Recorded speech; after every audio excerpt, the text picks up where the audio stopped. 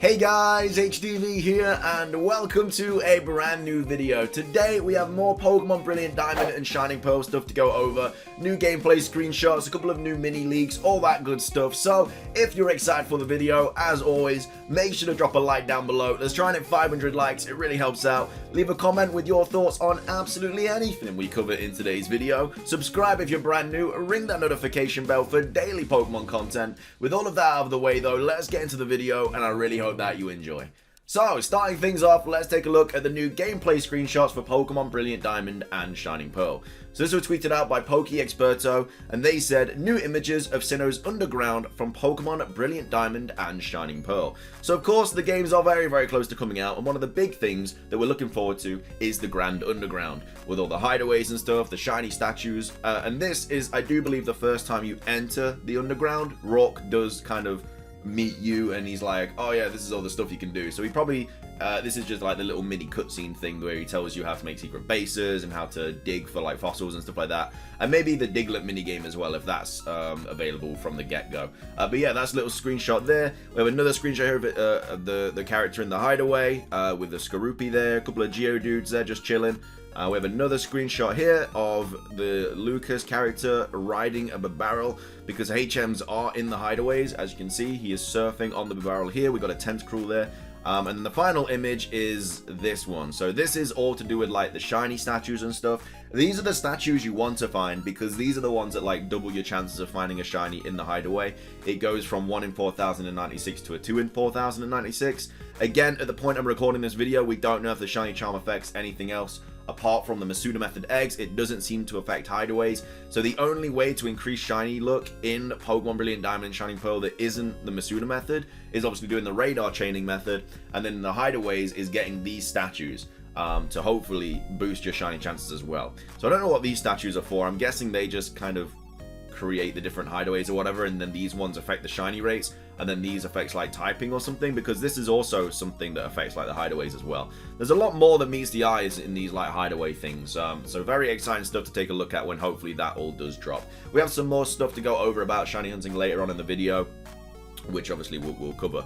Coming up next we have this. So a lot of people didn't realize this, but I think I pointed it out when the trailer dropped. But basically this was tweeted out by PLDH, who said, in Pokemon Brilliant Diamond and Shining Pearl, the PAL Park has been transformed into Romana's Park. Collect slates and place them on the park's pedestals to summon legendary Pokemon from the first 3 generations. So yeah, that's all well and good, we knew that. But yeah, people didn't realize that they're literally based on the original OG cartridges. Like, this is the Game Boy cartridge, which is obviously to do with Mewtwo. You can see the DNA there. This is another Game Boy cartridge. You can see Zapdos, Articuno, and Moltres' kind of elements there. And then we have this one based on the Emerald cartridge, which summons Rayquaza. So yeah, I don't think people really understood that like that was the kind of mini Easter egg, but I thought it was a really cool idea, and I'm really glad they did it. And then this is where you place the pedestals to summon the legendary Pokemon. So again, we don't know where you find these. I'm guessing you find them in like the underground or something, and they're like super rare. But again, we'll have to wait and see where you can hopefully find these. Hopefully it all comes to light soon anyway. But yeah, that's just something I wanted to go over. Next up we have this. So this is the new intro that is in Pokemon Brilliant Diamond and Shining Pearl. This is tweeted out from PokeExperto, and they said, video presentation of the titles of the Pokemon Brilliant Diamond and Shining Pearl games once they receive the version update. So this was the 1.1.0 update that came out on the 11th of November. So before that, it was apparently just a black screen with the title, but now the games have been updated and you actually see the intro and stuff. So that's like the intro here, which is really cool. I think they've got like a massive other gameplay kind of intro as well, but that's obviously not shown here. But yeah, this is kind of just like the opening intro thing for Pokemon Brilliant Diamond and Pokemon Shining Pearl.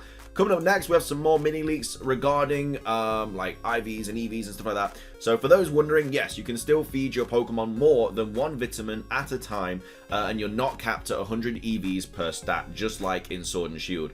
So yeah, it's a bit weird that like, I don't know, they've implemented things like this into the game, which allows you to like EV grind and IV breed and everything like that, but yet they've stopped the timer at like 20 minutes. It's weird, man. Like, I don't know if you saw the video that I went over yesterday where I spoke about the in-game timer. So basically in battles you have a 20-minute timer, and it's an invisible 20-minute timer, so you don't even know how long you've got left of the battle until the last minute when it says there's 60 seconds left. So that's like really anti-competitive because it's just ridiculous. Like, you could technically have 20 turns if you stalled every single turn, which is just ridiculous. But then they go on to like help the competitive scene by doing things like this. So it's a really interesting one. I don't know what's going on at Ilka and why they're doing all these different things, but yeah, that's just another little mini leak that I wanted to go over for Pokemon Brilliant Diamond and Shining Pearl. So finishing things off, we have these two posts here about shiny hunting in obviously the Generation 4 remakes. So this was posted by Mr. Dakota, and then this was posted by Solo Man 93. So this is basically basically they compiled everything we know about shiny hunting in BDSP so far, which is a really nice article, which again I'll link in the description down below if you want to go check that out. But we'll obviously cover it in a minute. And then this one is the potential shiny odds for radar chaining in Pokemon Brilliant Diamond and Shining Pearl. So this one here reads, "Hi friends. I went ahead and compiled everything we know so far about shiny hunting based on the data mine, as well as gave credit to those who where I first saw these being leaked. I know that some people may have gotten around to it first, and I apologize. The names are really just to give the reference to people can look at their profiles and confirm themselves. These may update, of course, over time, but wanted to give a quick rundown for those who are interested in shiny hunting. So yeah, if you want a massive breakdown of shiny hunting, this is the place to be. So shiny odds are 1 in 4,096, same as previous generations. So we already know that, went over that a few days ago in a previous video. Shiny Pokemon will follow you as their shinies in BDSP after unlocking the feature at Amity Square, same as Heart Gold and Soul Silver and Sword and Shield DLC. So we know that as well. Shiny Pokemon follow you, which is great. The shiny charm is present, however, currently does not affect random encounters or static encounters, but does affect eggs. Probably will be patched in a later patch. So yeah, we went over this the other day as well. So it's kind of crazy, still trying to get my head around it, but the shiny charm only affects the Masuda Method. It doesn't affect encounters, hideaways, anything like that, radar chaining. It only affects Masuda Method. So yeah, if you get the shiny charm, it's only useful if you're gonna breed, because the rest of the methods to get shiny Pokemon are not affected by the shiny charm. So again, don't be in a massive rush to get it, because it really is not going to help you at all. Only one form of shiny present, star shinies, which again looks to be like randomized. So they're talking there about the square and the star shinies, but there's different stars that come off a shiny every single time, so that might be a little bit randomized. The Masuda Method still exists. The Poke Radar still exists. Assuming odds are the same as Gen 4, they would be as follows. So a chain of 10, which is obviously the same Pokemon over and over again in a chain of 10, is 0.067% chance at a shiny. Chain of 20 is 0.098% chance at a shiny. A chain of 30 is 0.183%. A chain of 35 is 0.335%. And then a chain of 40 is 1.987%, which is really, really good. So that's like nearly 2 in 100 chance of a 2% chance basically of getting a shiny, which is a 1 in 50 chance, which is ridiculously good odds. So if you do that chain of 40, which is why radar chaining was always so good. But anyway, note on the Poke Radar, appears that radar patches will continue to shake until you run into them and gets rid of the memory aspect of Poke Radar. Yep, we covered that the other day. Overall, Pokemon the Grand Underground hideaways will not appear shiny until encountered in battle. We covered that. But certain statues, the Lightstone / shiny statues in the Grand Underground, give you an extra roll on shinies in the Pokemon hideaways. When hunting for Pokemon in the hideaways, do not reset in front of them to see if they're shiny, like the strong spawn method in Sword and Shield. These symbol encounters are linked to your save data, and their stats will not change upon resetting. Best to walk in and out of the rooms to reset spawns. And then shiny lock. So the starters are not shiny locked. However, you have to get to the selection screen, which will not show if they're shiny, so you'll have to go into the battle every time. The first Starly can still appear shiny. So basically, the first Starly that you battle at the very start of the game, where you choose your starter to protect you and Barry, that can be shiny. So there's going to be a lot of people uploading videos of them getting really unlucky finding a shiny, or you'll see like a lot of tweets and stuff about it. So yeah, I don't know why it can appear shiny, because it's just heartbreaking to see that as a shiny.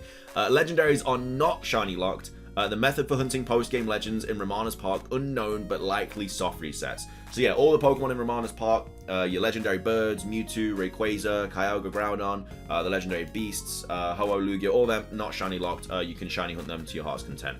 Heatran does not disappear from its room if you run in front of it in battle, meaning you can do runaways like the Reggies in Sword and Shield. Need to determine if the stats are different. So yeah, really useful there. You don't have to keep soft resetting for Heatran when you do encounter that. You can just keep running away and it'll keep rolling the shiny. And then the gift mythical Pokemon Pokemon such as the Gift, Mew, and Jirachi are shiny locked. So in Floroma Town, if you show the old man, basically, if you go talk to him and you have saved data for Sword and Shield, it gives you Jirachi. If you talk to the woman next to him, it gives you Mew. She gives you Mew if you have Let's Go Pikachu and Eevee. Those are both shiny locked. You cannot shiny hunt those. And there is a Gift Eevee present after obtaining the National Dex that can be shiny hunted. So that's basically all the information we have as of right now on shiny hunting. And anyway, this is the next thing that I wanted to go over, which is the potential shiny odds for the radar chaining in Pokemon Brilliant Diamond and Shining Pearl. So just looking up how the original Poke Radar works and if it works the same, I didn't realize how good those odds were, and they may get even better. So with the Poke Radar, once you get a chain of 40 Pokemon, the odds become a 1 in 200. However, technically, with there being 4 patches shaking at once, that is technically 1 in 50. Okay, so I can't maths up because I just said it was 1 in 50 or 2 in 100 or something. So yeah, I can't maths apparently. But yeah, technically it's a 1 in 50 every time you do the shake the patches thingy because of the odds. 2 things to note here. These are based on the original shiny odds of 1 in 8, 1 in 2. According to data miners, the Poke Radar odds are lightly unchanged. However, if they were to take into account the halving 1 in 4096, that could mean a 1 in 100 odds. Oh no, I did get it right. Okay, I'm not stupid. Alright, sweet. So yeah, it's a 1 in 100 chance of getting a shiny Pokemon on a 40 Pokemon chain, which is absolutely insane, by the way. That is ridiculous. Which is a 1 in 25 with 4 patches. So that's literally so busted. And the thing is, once you catch the shiny, it doesn't reset. Like, you can just constantly have the 1 in 25 odds for all that Pokemon constantly until you break the chain. Further to that, this doesn't include the Shiny Charm, which was introduced in Black 2 and White 2. Although, as of right now, the Shiny Charm doesn't work for wild encounters. Assuming that gets fixed, we are looking at the following potential shiny odds, assuming a chain of 40 Pokemon, which is going to be super busted, which is original equals 1 in 200, which is 4 patches to 1 in 50. With the Shiny Charm, it's a 1 in 17, which is stupid. Because it then goes on to say, including the halving, it's 1 in 100, which is 4 patches. And then with the Shiny Charm, it's 1 in 33. 4 patches is a 1 in 8. 1 in 8 chance of finding a shiny Pokemon if the Shiny Charm affected the radar, which is... I understand why the radar chaining is not a thing. So maybe that's why they've scrapped the Shiny Charm, because I know how difficult it would probably be to kind of reset the whole code to allow just radar chaining to not have the Shiny Charm, whereas everything else is. So that's probably why they've done it, because 1 in 8 for finding a shiny is stupid. That's just ridiculous, mate. That is just... that I can't get over how silly that is.